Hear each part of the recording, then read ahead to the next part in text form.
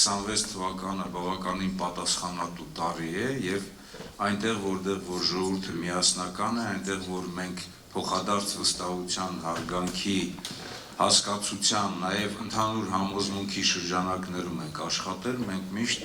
ունեցել ենք հաջողություններ։ Ակնհայտ է, որ ստեղծված իրավիճակը Հայաստանի Հանրապետության համար նրա շուրջը եւ տարածաշրջանում բավականին բարդ է եւ Հայաստանի Հանրապետության այս ճգնաժամային եւ նաեւ Արցախի համար այս ողբերգական վիճակի պատասխանատուն այսօրվա իշխանություններն են իրենց կառավարման ձախողումներով։ Գիտեք, միշտ ասում են, որ խելացի մարդիկ չեն սխալվում։ Փորձառուները ձգտում են երբևիցե չսխալվել, բայց երբ որ մարդիկ աշխատում են, ունենում են նաև սխալներ։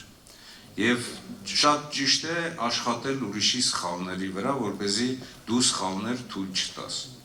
Բայց այն իրավիճակը, որ այսօր ստեղծվել է Հայաստանում, անընդհատ ձախողումների, անընդհատ սխալների, անընդհատ պարտությունների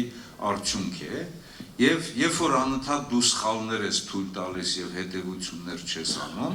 դրա մեջ կա նաեւ միտումնավորություն։ Միտումնավորություն, որը որ արտահայտվել է եւ բանակցային գործընթացի, անվտանգության, գիտեմ, Արցախը Ադրբեջանի մաս ճանաչելու այդ բոլոր աշխատանքներում, այստեղ նաեւ կա